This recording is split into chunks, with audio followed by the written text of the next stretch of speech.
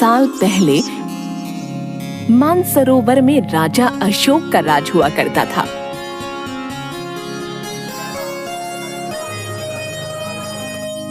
उस राजा के पास एक बेहद खूबसूरत तालाब था।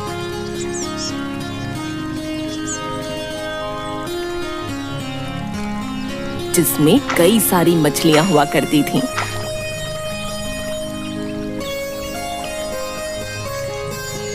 उन मछलियों की देखभाल के लिए राजा ने एक मछुआरे को काम पर रखा था। उस मछुआरे का स्वभाव बहुत अच्छा था। वह राजा की सभी आज्ञा का पालन करता था। राजा को जब भी मछली खाने का मन करता था, वह उसी मछुआरे को कहकर अपनी पसंद की मछली मंगवाते थे। मछुआरा हर बार उनके लिए बेहद स्वादिष्ट मछली लेकर आता था। एक दिन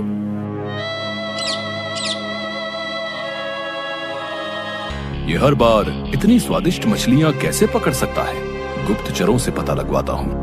राजा ने गुप्तचरों को आदेश दिया कि वे इस बात का पता लगाएं कि मछुआरा किस तरह से मछली पकड़ता है।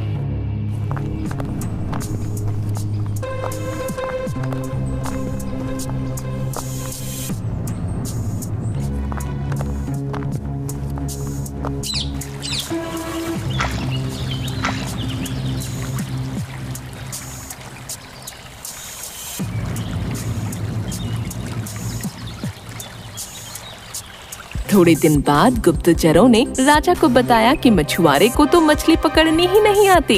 राजा को जब ये बात पता चली तो हैरान रह गए और बात की सच्चाई को पता करने के लिए मछुआरे को अपने महल बुलाया।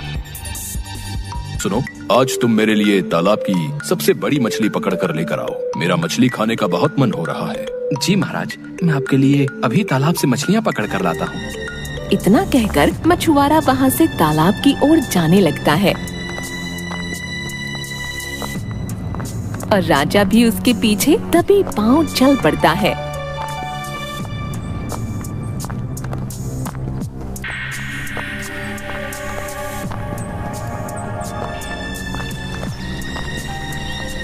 तालाब के पास पहुँचते ही आज तो मंत्र पढ़कर महाराज के लिए तालाब की सबसे बड़ी मछली मांगूंगा। गली गली हप्पा आ जाए मेरे पास, गली गली हप्पा आ जाए मेरे पास मछलियों के पप्पा। मछुआरे ने जैसे ही मंत्र पढ़ा, तालाब की सबसे बड़ी मछली उसके पैरों के पास आकर गिर पड़ी। फिर मछुआरे ने तालाब को झुककर प्रणाम किया और वहाँ से महल की ओर निकल पड़ा।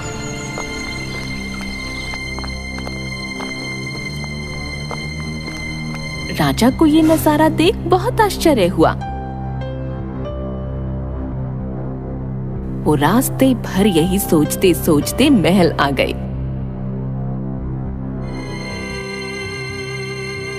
और एक दिन मौका पाकर राजा ने मछुआरे से उसके मछली पकड़ने की विधि के बारे में पूछा। तुम ऐसा कौन सा मंत्र जानते हो जिसके बोलते ही मछली खुद ब खुद तुम्हारे पास आ जाती है? कृपा करके मुझे भी वही मंत्र सिखा दो। राजा की बात सुनकर मछुआरा अचरज में पड़ गया। क्षमा कीजिए महाराज, मैं इस मंत्र का उच्चारण आपको नहीं सिखा सकता हूँ। मछुआरे की बात सुनकर भी राजा शांत नहीं बैठा और वो मछुआरे से बार बार मंत्र सीखने की जिद करने लगे। अंत में मछुआरे ने मजबूर होकर राजा को वो मंत्र सिखा दिया। मंत्र सीखने के बाद वो उसकी सच्चाई जानने के लिए उसके तालाब पर पहुँचे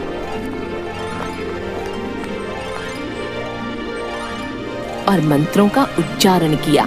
उन्होंने जैसे ही मंत्रों का उच्चारण किया, उनके पास एक बड़ी सी मछली आ गई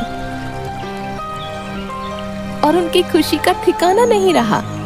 राजा खुशी खुशी अपने महल गए।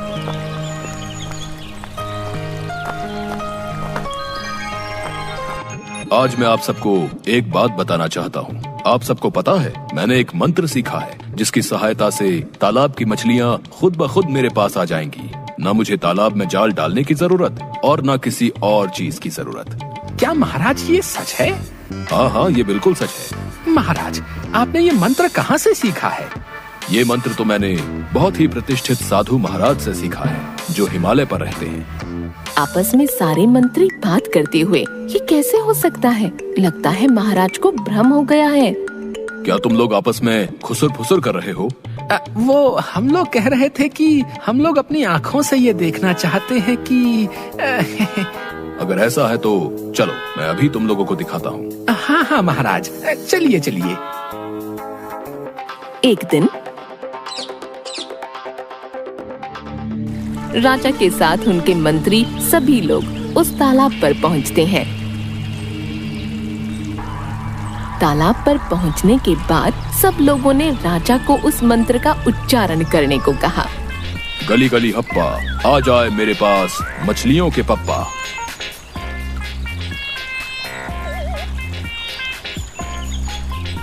राजा ने मंत्रों का उच्चारण किया, लेकिन कोई मछली उनके पास नहीं आई। अब लगता है मैंने गलत मंत्र पढ़ दिया। मैं दोबारा मंत्र पढ़ता हूँ। हाँ हाँ महाराज, पढ़िए। गली गली हप्पा, आ जाए मेरे पास मछलियों के पप्पा। इस बार भी एक भी मछली उनके पास नहीं आई। ये देख सब लोग उन पर हंसने लगे और उनको बहुत शर्मिंदा होना पड़ा और उन्होंने गुस्से में तनतनाते हुए सेवक को आदेश दिया।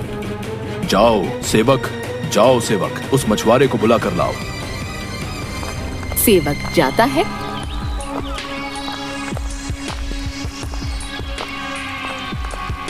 और मछुआरे को बुला कर लाता है। क्या हुआ महाराज? आपने मुझे इस तरह से क्यों बुलाया? तुमने मुझे गलत शिक्षा दी, अब तुम्हें इसके लिए मृत्यु दंड मिलेगा। लेकिन महाराज, मैंने आपको गलत मंत्र नहीं सिखाए। अगर गलत मंत्र नहीं सिखाए तो मछली क्यों नहीं आ रही इस तालाब से? जाओ सेवक, लेकर जाओ इसे यहाँ से। महाराज, मेरी कोई गलती नहीं है, मुझे ऐसी सजा मत दीजिए। महाराज, मैंने कोई गलती नहीं की है महाराज। मछुआरे ने बहुत बार बोला, लेकिन राजा ने उसकी एक बात नहीं सुनी। वहाँ खड़े मंत्रियों को कुछ समझ नहीं आ रहा था कि आखिर ये हो क्या रहा है, क्योंकि राजा ने तो उनसे ये कहा था कि उन्होंने मंत्रों का ज्ञान प्रसिद्ध साधु से लिया है और सजा इस मछुआरे को दे रहे हैं। सब चुप थे। तभी तालाब में से एक देवता निकले। सुनो राजन, तालाब से एक भी मछली नहीं निकली। इसमें मछुआरे का कोई दोष नहीं है, बल्कि इसमें गलती तुम्हारी है। तुमने अपने गुरु को गुरु नहीं माना, जिसने तुम्हें ये मंत्र सिखाया। इसलिए मछली तालाब से नहीं निकली। अगर तुम अपने गुरु को स्वीकार करते तो ऐसा नहीं होता। देवता की ये बात सुन राजा को अपनी गलती का एहसास हुआ और उसने अपनी गलती की माफी मांगी।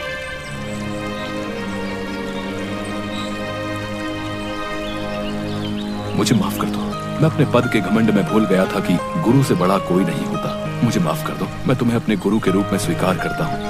राजा ने मछुआरे को अपना गुरु स्वीकार कर लिया। इसके बाद वो मंत्र काम करने लगा।